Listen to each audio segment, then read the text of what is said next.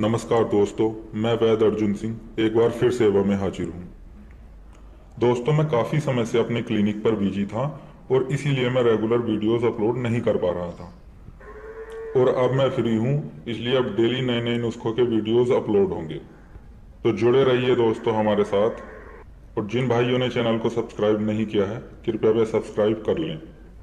तो चलिए दोस्तों, देर न करते हुए अब आज का ये वीडियो शुरू करते हैं। दोस्तों, बहुत से भाई हमारे आजकल नामर्दी की समस्या से जूझ रहे हैं, जिनकी सेक्स की इच्छा नहीं होती, कभी इच्छा होती भी है तो फिर लिंग में भरपूर तनाव नहीं आता है, और कभी तनाव भी ठीक से आता है तो वीर्य समय से पहले ही बाहर निकल जाता है। ऐसे ही भाइयों के लिए दोस्तों, आज मैं आपको शिंगरफ भस्म बनाने का ऐसा तरीका बताने वाला हूं जो आज तक आपने YouTube पर या कहीं भी नहीं देखा होगा। दोस्तों, शिंगरफ शुद्ध करने का तरीका और भस्म बनाने का तरीका बहुत से वैद यूट्यूब और गूगल पर भी अपडेट करते हैं, अपलोड करते हैं। लेकिन दोस्तों, आपकी जानकारी के लिए बता दूं, उनमें से 80% तरीके बिल्कुल गलत होते हैं। उनका जो दोस्तों शिंगरफ को शुद्ध करने का तरीका होता है और बाद में आग देकर भस्म बनाने का तरीका होता है, इसी प्रक्रिया में उनके शिंगरफ का जो पारा होता है या तो वो जल जाता है या फिर वो उड़ जाता है। और उसके बाद दोस्तों वो शिंगरफ भस्म किसी भी काम की नहीं बचती। और दोस्तों, जो तरीका ये आज मैं आपको बता रहा हूं, आप बनाएं या अपने पास के किसी भी वैद्य हकीम से बनवा लें और फिर देखिए, इसकी पहली खुराक से ही आप रिजल्ट खुद देख लेना। ये देखिएगा दोस्तों, ये सबसे आला दर्जे का शिंगरफ है, शिंगरफ रूमी। आप इसकी चमक देख सकते हैं। दोस्तों, हमारे यहाँ 3 से 4 तरह का शिंगरफ मिलता है। उसमें ये जो शिंगरफ रूमी है, ये सबसे उच्च कोटि का शिंगरफ है। शिंगरफ दोस्तों पारा गंधक और मैनसिल का मिश्रण होता है। बाकी इस शिंगरफ से जो अलग शिंगरफ होते हैं, उनमें मैनसिल और गंधक की मात्रा ज्यादा होती है, पारे की कम होती है। लेकिन ये जो शिंगरफ आप देख रहे हैं रूमी, ये असली शिंगरफ है। इसमें पारे की मात्रा ज्यादा से ज्यादा होती है। इसीलिए इससे जो भस्म तैयार की जाती है वो बहुत ही उच्च कोटि की भस्म होती है। अब दोस्तों, आपने 10 ग्राम शिंगरफ ले लेनी है अच्छी क्वालिटी की, जैसी आप ये देख रहे हैं। इस शिंगरफ को दोस्तों आपने एक सूती कपड़े की पोटली बनाकर उसका दोला यंत्र करना है। दोला यंत्र के लिए दोस्तों आपने आधा किलो नींबू का रस लेना है और उसमें 1 लीटर पानी मिला लेना है। उसमें आपको इसे लटका देना है 3 घंटे के लिए। जो भी वैद्य हकीम भाई हैं मेरे, वो जानते होंगे दोला यंत्र किस तरह किया जाता है। नींबू के रस और नल के पानी में, ताजे पानी में इसका दोला यंत्र करना है 3 घंटे के लिए। उसके बाद दोस्तों आपने इस शिंगरफ को निकालकर नींबू के रस में लगभग आधा से 1 घंटा खरल करना है। और उसके बाद इस शिंगरफ की आपने एक टिकिया बना लेनी है, गोल टिकिया।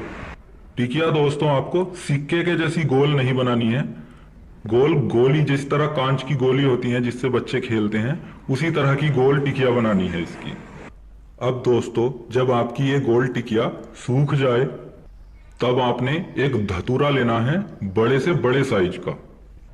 अब दोस्तों आपने ताजे धतूरे के बीच में से टुकड़े कर देने हैं, 2 टुकड़े, मतलब उसे बिल्कुल बीच से 2 टुकड़ों में काट देना है।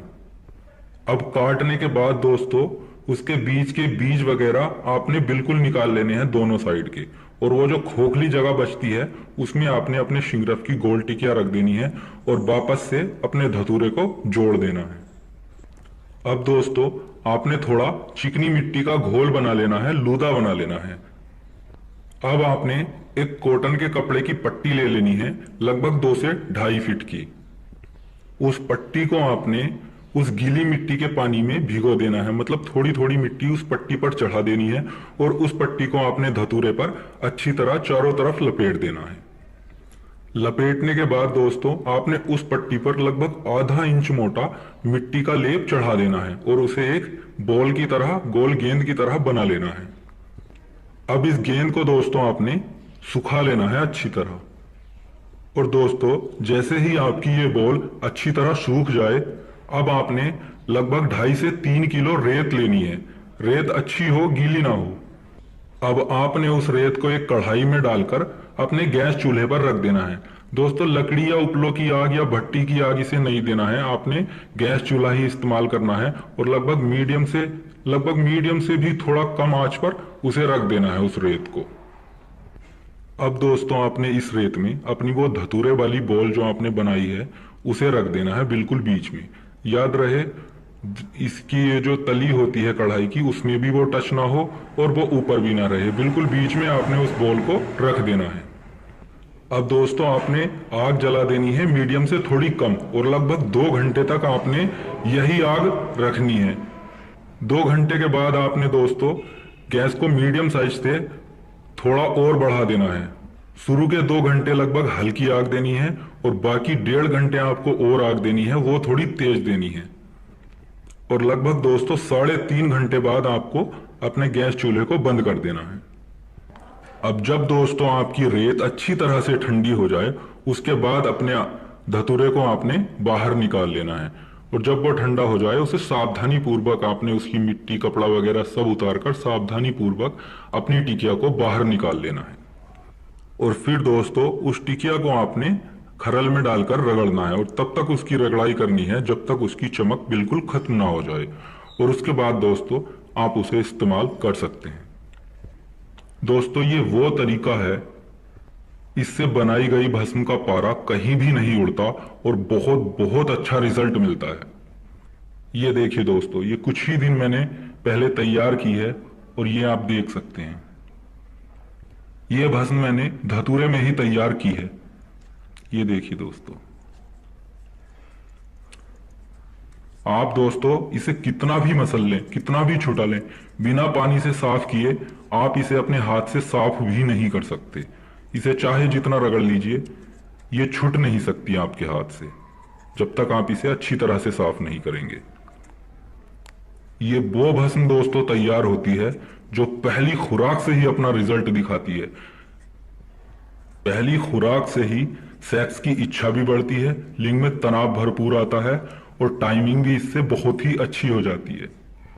ये देखिए दोस्तों, चाहे इसे कितना भी छुटा लो, ये बिना धोए साफ नहीं होगी और आप देख सकते हैं मेरे हाथ पर बिल्कुल भी चमक नहीं है। दोस्तों जानकारी अच्छी लगी हो तो कृपया हमारे चैनल को सब्सक्राइब करें और किसी भी जानकारी के लिए आप हमें व्हाट्सएप पर मैसेज कर सकते हैं। तो मिलते हैं अगले वीडियो में एक नए नुस्खे, एक नई जानकारी के साथ। धन्यवाद।